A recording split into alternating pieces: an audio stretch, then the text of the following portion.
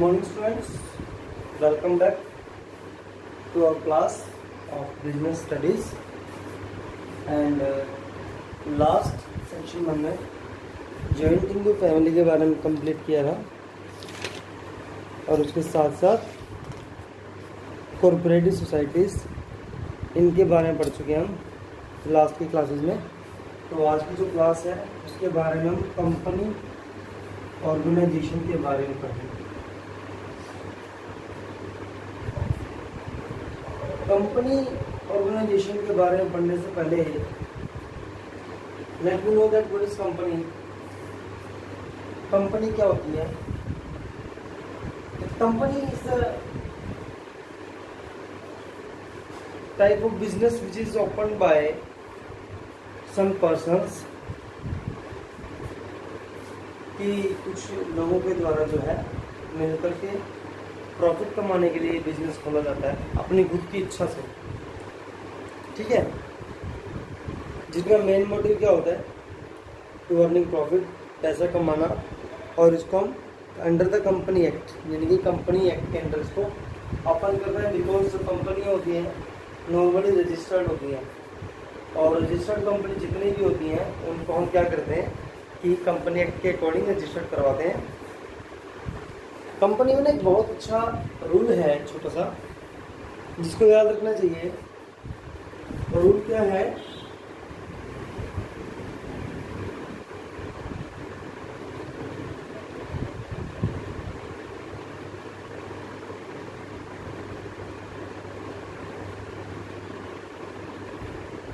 Member में come, members may गो,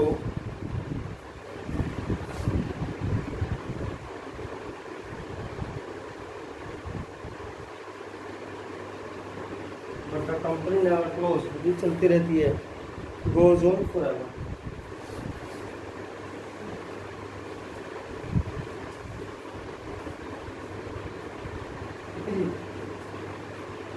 कि members में कम की मेंबर्स आते हैं, मेंबर्स में गो, मेंबर्स चले जाते हैं, but the company goes on forever. कि कंपनी जो है वो लगातार चलती रहती है, वो नेवर भी स्टॉप, कभी स्टॉप नहीं होती है। ये एक रूल है कंपनी का। और कंपनी ऑर्गेनाइजेशन में आपको पता भी है कि नॉर्मली क्या होता है कि एक बिजनेस चलता रहता है, चाहे आप जॉइंट इनटू फैमिली लगा लीजिए या कोई अदर बिजनेस लगा लीजिए, कि बिजनेस चलता रहता है। वहाँ पर क्या होता है, कभी कोई नया पार्टनर आ गया, कभी कोई नया बोर्ड ऑफ डायरेक्टर आ गया, कभी कोई नया पर्सन आ गया, एम्प्लॉय नए आ गए, पुराने चले गए, किसी की डेथ हो गई, कोई छोड़ गया कंपनी। बहुत सारे केसेस होते हैं, बट कंपनी कभी भी नहीं रुकती। कंपनी का काम कभी नहीं। आप स्कूल से ले लीजिए, टीचर्स आते हैं, टीचर्स चले जाते हैं, कभी प्रिंसिपल नया आता है, कभी टीचर नया आता है, कभी स्टूडेंट्स नए आते हैं, बिकॉज स्टूडेंट्स भी पास आउट हो जाते हैं। बट स्कूल आज भी चल रहा है, बट स्कूल इज कंटिन्यूसली काम कर रहा है। ठीक है ना? तो let's learn about the definition of company. की कंपनी की डेफिनेशन क्या बनती है? कि company is an artificial person created by law having separate entity with a personal section of common seal. मतलब क्या होता है? कंपनी क्या होती है? कंपनी एक आर्टिफिशियल पर्सन होती है। अकाउंट्स की क्लास में आप लोग इस वक्त पढ़ चुके हैं कि कंपनी की जो होती है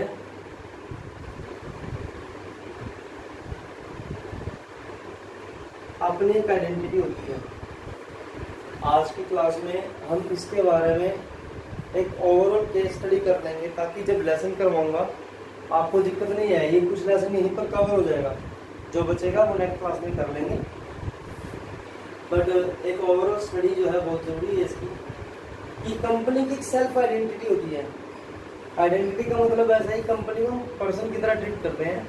मान लीजिए जैसे आप एक अंदर पर्सन के साथ में डील करते हैं, सेल परचेज, उसी तरह से कंपनी के साथ अगर आप कंपनी से पैसा लेते हैं विद इंटरेस्ट आपको पे करना पड़ेगा। कंपनी में पैसे इन्वेस्ट करते हैं तो with interest company should have to pay you. Company आपको उसके पे करेगी, पैसे विद इंटरेस्ट पे करेगी। ठीक है? और आपने कंपनी के अंदर पैसा लगाया बिजनेस प्रॉफिट कमाने के लिए, तो कंपनी का काम क्या है? ड्यूटी है कि वो आपको प्रॉफिट दे।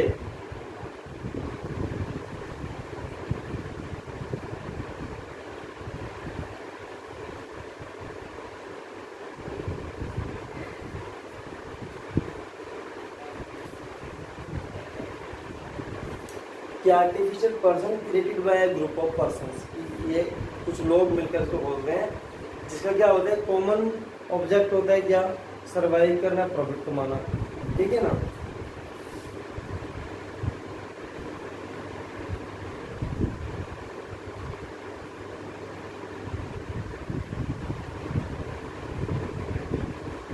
प्रॉफिट कर सकते हैं, मैक्सिमम प्रॉफिट कमाना।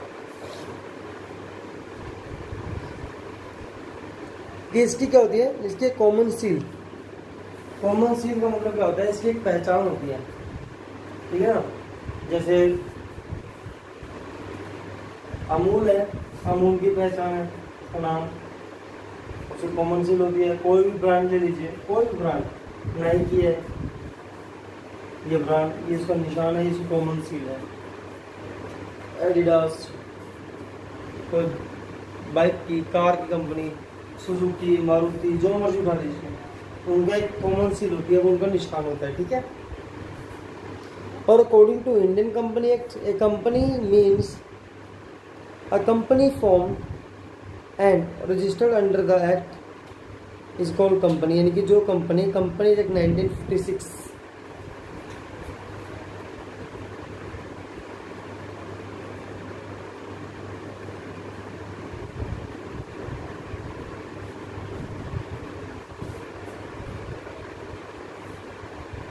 कंपनी एक्ट 1956 के अंदर जो कंपनियां रजिस्टर्ड होती हैं, जो फर्म रजिस्टर्ड होती हैं, उन्हीं को कंपनी माना जाता है, ठीक है। इसकी डेफिनेशन थी, इसके बारे में, इसके एसेंशियल फीचर्स और इसकी जरूरतें, इसके फीचर्स के बारे में पढ़ेंगे हम क्या क्या है। शुरू करते हैं। Number 1, incorporated association of persons, कि a company is an incorporated registered association of persons under the company act. No single individual can form a company. A minimum 7 person can form a public company, while a minimum number of 2 person form a private company. जो ये line थी ये बहुत ध्यान रखने वाली है, because normally क्या होता है कि एक नंबर में क्वेश्चन आते हैं कि जो गवर्नमेंट कंपनी है, पब्लिक कंपनी होती है, उसमें मिनिमम 7 पर्सन होते हैं। इवन दैट की प्राइवेट सेक्टर में जो होता है मिनिमम 2 पर्सन, मैक्सिमम इसमें इन्फिनिटी, इसमें 50 होते हैं, ठीक है। इसमें 50, इसमें इन्फिनिटी होते हैं, और मिनिमम इसमें 7, इसमें 2 होते हैं, ठीक है। और इनकॉर्पोरेटेड एसोसिएशन का मतलब होता है कि एसोसिएशन वो एसोसिएशन जो किसी कंपनी एक्ट के अंडर रजिस्टर्ड होती है, यानी कि जो कंपनी रजिस्टर्ड हो जाती है उसको हम क्या बोलते हैं, कंपनी बोलते हैं, ठीक है। दूसरा फीचर क्या है, artificial legal person. Artificial legal person क्या होता है, आर्टिफिशियल का मतलब होता है कृत्रिम, लीगल जो कि कानूनी रूप से अपनी आइडेंटिटी रखता हो, उसको हम लीगली आर्टिफिशियल पर्सन बोलते हैं।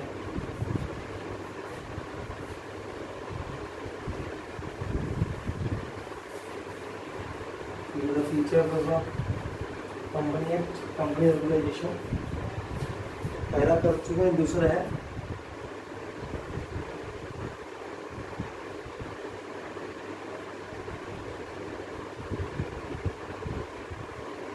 इसके बारे में पहले बता चुका हूँ कि कंपनी जो होती है आर्टिफिशियल पर्सन होती है। लीगल आर्टिफिशियल का मतलब क्या होता है कि कंपनी एक्ट के द्वारा रजिस्टर्ड होती है, उसके पास वो सारे लीगल राइट होते हैं जो कि कंपनी या पर्सन के पास होने चाहिए।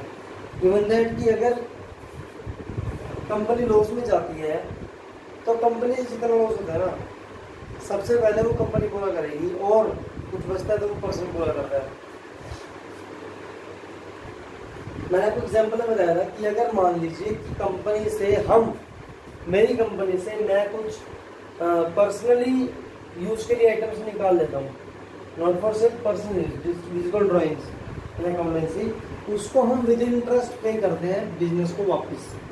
That's why it is an artificial legal person. इसके बाद सेपरेट लीगल आइडेंटिटी, कि इसकी एक सेपरेट लीगल आइडेंटिटी होती है।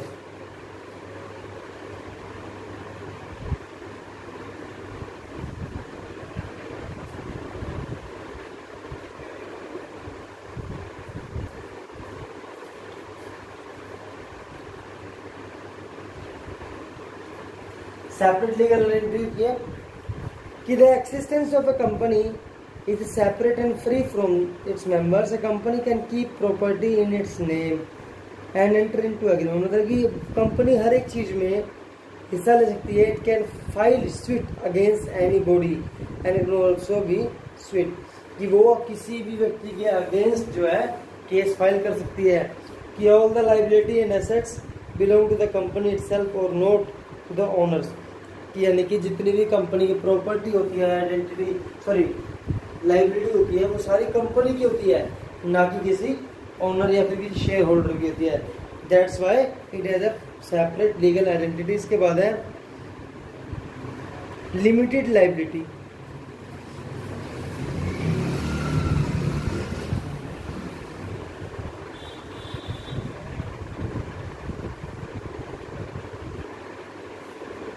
लिमिटेड लाइबिलिटी नाम से पता लग रहा है कि लाइबिलिटीज लिमिटेड होती हैं। किधर liability of the shareholder in the company generally limited to the value of their share, कि जितने उसके शेयर्स की वैल्यू है उतनी ही उसकी लाइबिलिटी बनेगी।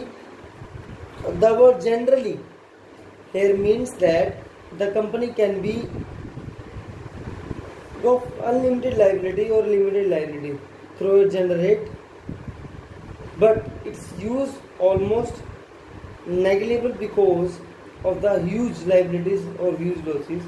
It can only demand the balance of call amount to the shares from the members। मतलब क्या है, शेयर वाला चैप्टर आपको +2 में आएगा शायद, यहाँ अभी नहीं है। उसमें क्या होता है कि कंपनी जो है ना अपने शेयर्स के लिए कुछ पैसे इंस्टॉलमेंट्स में मंगाती है, जैसे सब्सक्रिप्शन मंगा दिया, फिर उनका एप्लीकेशन अलॉटमेंट, जब उसके बाद first floor second floor and third floor almost. तो इस सिचुएशन में कंपनी के जो मेंबर्स होते हैं, शेयर होल्डर्स होते हैं, उनकी लायबिलिटी लिमिटेड होती है, बिकॉज कंपनी सिर्फ उनसे उतना ही पैसा मंगा सकती है जितना उन्होंने देना है। उसके अलावा वो कोई डिमांड नहीं कर सकती। कंपनी खुद को लॉस सारा पे करेगी, चाहे लॉस कितना भी क्यों ना हो। यहाँ पर जो होते शेयर होल्डर्स सेफ होते हैं। इसके बाद होते कॉमन सील।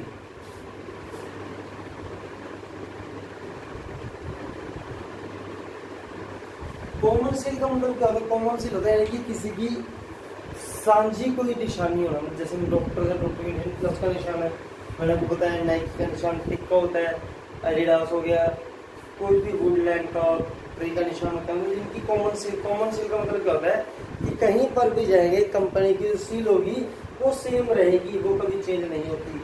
इसके बाद नेक्स्ट है transferability of share.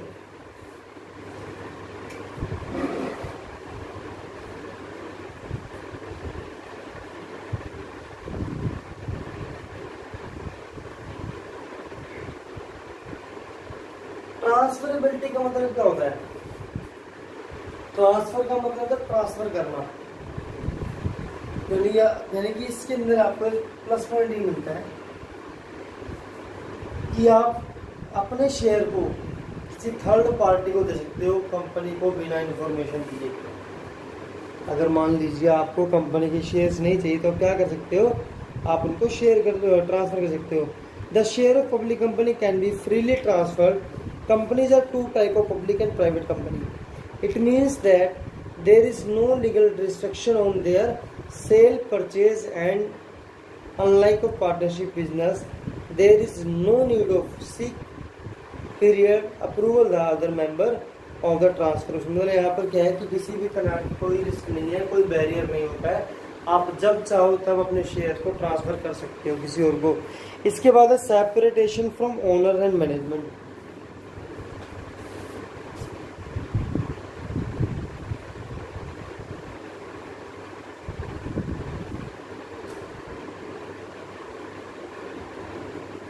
सेपरेटेशन from owner का मतलब क्या है कि जब मैंने आपको बता ही दिया कि कंपनी की एक अपनी आइडेंटिटी होती है, एक अपना पर्टिकुलर पर्सन होता है। कंपनी आर्टिफिशियल पर्सन है तो जनरल सी बात है, कोई भी पर्सन दूसरे पर्सन से अटैच नहीं सकता, तो वो दूसरे से अलग होता है। जब हम कंपनी से जो ले रहे हैं उसका इंटरेस्ट भी पे कर रहे हैं, और जब कंपनी हमसे ले रही है तो वो भी हमें इंटरेस्ट पे कर रही है, तो क्या हुआ, कंपनी डिफरेंट होगी हमसे। इसका मतलब क्या है कि उसकी जो है ओनर से अलग एक पहचान होती है, उनसे अलग होती है। इसके बोलते हैं risk barrier. In the sole trade all the risk have to be borne by single individual. Risk barrier मतलब कि रिस्क का बढ़ जाना, रिस्क का कम हो जाना होता है। यहाँ पर सिंपल सी बात है कि सोल प्रोप्राइटरशिप, जहाँ पर मैं अकेला दुकान कर रहा हूँ, मान लीजिए अगर मुझे बिजनेस में लॉस होता है तो क्या होगा, सारा का सारा लॉस मेरा अकेले का है, उसमें किसी सेकंड पर्सन को मैं इन्वॉल्व नहीं कर सकता। इवन कि जो कंपनी होती है, कंपनी के अंदर मेंबर्स होते हैं, शेयर होल्डर्स होते हैं और डिफरेंट कई ओनर्स होते हैं कंपनी के, तो और सभी के सभी ओनर जो क्या करते हैं वो कंपनी के अंदर शेयर लेते हैं और उसकी पेमेंट करते हैं। तो जब लॉस होता है तो यहाँ पर लॉस बढ़ जाता है, उस समय उन सबको बराबर का हिस्सा मिल जाता है, जितना जितना उन्होंने शेयर लिया हुआ है उतना उतना हिस्सा वो पे कर देते हैं, जिससे क्या होता है वो लॉस बढ़ जाता है। इसके बाद evaluation of company organization. Evaluation की बात करते हैं कि the company organization has attended an important place because of the various limitations of the sole trade and partnership, like the lack of capital, lack of management, small size business, unlimited liability. यहाँ पर जो है हम इसको prefer क्यों करते हैं, या सोल प्रोप्राइटरशिप करके देखो, अकेले का बिजनेस है, किसी से लेना नहीं देना नहीं, कोई और वो नहीं रखना, कोई नहीं रखना, कुछ नहीं करना, अपना काम है सारा, जैसे मर्जी कर लो। लेकिन क्या होता है वहाँ पर कुछ प्रॉब्लम्स आती हैं। सबसे बड़ी प्रॉब्लम क्या होती है कि नॉर्मली सोल प्रोप्राइटरशिप में बिजनेस जो होता है वो स्मॉल स्केल का होता है, छोटा स्केल होता है बिजनेस का। फिर उसके बाद कैपिटल की दिक्कत आती है। अब एक बंदा है उसके बाद 2 लाख 4 लाख 10 लाख, ऐसा तो नहीं करोड़ों का बिजनेस सोचता हूँ, क्योंकि नॉर्मली जनरली हम लेके चलते हैं तो नॉर्मली लोगों के पास इतना पैसा अवेलेबल नहीं है, इतने रिसोर्सेज नहीं होते कि वो लार्ज स्केल का बिजनेस कर सकें। और यहाँ पर जब 10 15 20 मेंबर्स मिल जाते हैं तो क्या होता है 15 20 जगह से रिसोर्सेज इकट्ठे होकर हमारे पास आते हैं, जिससे क्या होता है हमारे बिजनेस का साइज जो है वो बढ़ जाता है, यानी कि उसका स्केल जो है बड़ा हो जाता है, जिससे हम इसको वो एक हाई लेवल स्केल पर खोल सकते हैं। That's why we should consider company organization या फिर कंपनी सेक्टर, ठीक है ना। सोल प्रोप्राइटरशिप को कम यूज करते हैं। चलिए इसकी मेरिट्स के बारे में पढ़ेंगे हम।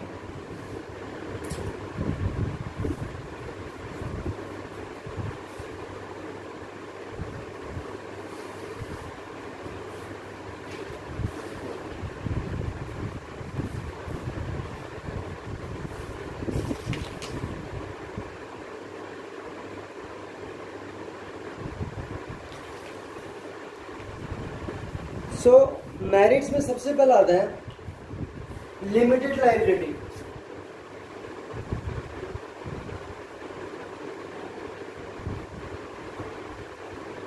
लिमिटेड लायबिलिटी वो रिपीट है पॉइंट कि यहाँ पर शेयर्स को सिर्फ उतना, शेयर होल्डर को उतना ही पैसा देना है जितने कि उन्होंने शेयर खरीदे हुए, और जिस वजह से क्या होता है उनकी लायबिलिटी जो है लिमिटेड हो जाती है, क्योंकि उनको उतना ही पैसा देना है जितना कि उन्होंने शेयर खरीदा हुआ, उसके अलावा कोई पैसा नहीं पेमेंट करना है। दूसरा है शेयर ट्रांसफरेबिलिटी।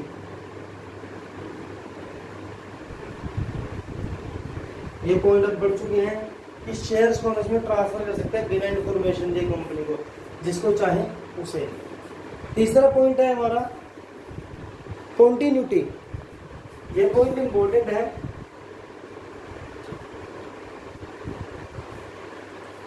कॉन्टिन्यूटी का मतलब होता है लगातार चलते रहना। मैंने आपको स्टार्टिंग में एक पॉइंट बताया था कि मेंबर्स में come, members may go, but the company never be dissolve, it continue. कि कंपनी जो है वो लगातार चलती रहती है, कभी भी नहीं रुकती है, उसी को हम कंटिन्यूटी बोलते हैं। कि यहाँ पर मेंबर्स के आने जाने का कोई फर्क नहीं पड़ता, कंपनी चल रही थी, कंपनी चल रही है और चलती रहेगी, चाहे कोई नया मेंबर आए, चाहे पुराना मर जाए, चाहे चला जाए, छोड़ जाए, वो कंपनी की काम है, परंतु उससे कंपनी नहीं रुकती है। इसके बाद है scope for growth and expansion. There is every possibility of growth and expansion in the company business because the sufficient capital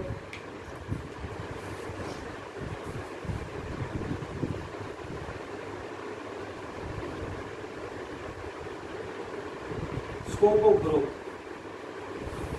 scope of growth का मतलब क्या है कि इसके अंदर ग्रोथ के चांसेस ज्यादा होते हैं। बिकॉज क्यों होते हैं, मैंने अभी आपको बताया था इवैल्यूएशन के टाइम पर कि इसके अंदर हमारे पास रिसोर्सेज बहुत ज़्यादा होते हैं। इसके अंदर रिसोर्सेज की मात्रा हमारे पास एक यूँ लगा लीजिए कि लिमिटेड मात्रा से कुछ ज़्यादा हो जाते हैं। जिस वजह से क्या होता है, हम ओपनली हर एक काम कर सकते हैं, ओपनली मैनेजमेंट बना सकते हैं, ओपनली खर्चे कर सकते हैं, ओपनली हम रिसोर्सेज को यूज़ कर सकते हैं, सफिशिएंट कैपिटल होती है, मैनेजमेंट होती है, किसी प्रकार की कोई दिक्कत नहीं है, जिस वजह से ग्रोथ के चांसेस यहाँ पर ज़्यादा होते हैं।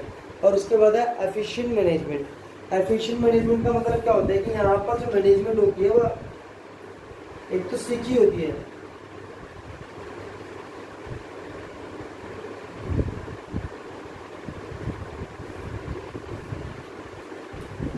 efficient management कि the company can utilize the service of experts because of the availability of financial resources in abundance and continuity of business। मैंने आपको बताया ना यहाँ पर कि यहाँ पर जो हमारे पास एक्सपर्ट्स प्रोफेशनल्स होते हैं मैनेजमेंट में, बिकॉज क्यों होते हैं, क्योंकि हमारे पास रिसोर्सेज ज़्यादा हैं, और रिसोर्सेज ज़्यादा होने के कारण क्या है, हम अच्छे मैनेजमेंट ऑफिसर्स मैनेजर्स को अपॉइंट कर सकते हैं, अफोर्ड कर सकते हैं, because we can able to pay them higher salary due to resources availability। ठीक है, ये से कुछ पॉइंट्स थे। इसके बाद इसके लिमिटेशंस हैं एंड इसके डिफरेंसेस हैं, वो हम कल पढ़ेंगे।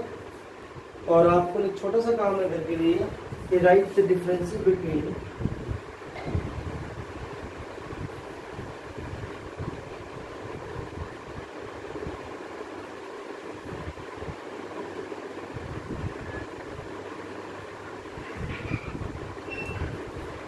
पार्टनरशिप ऑर्गेनाइजेशन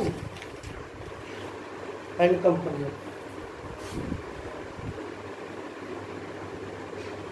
ठीक है, इतना सा काम है, ये आप कल घर से करते आएंगे। Thank you very much. आज की क्लास इतनी थी, बाकी हम कल करेंगे। Thank you.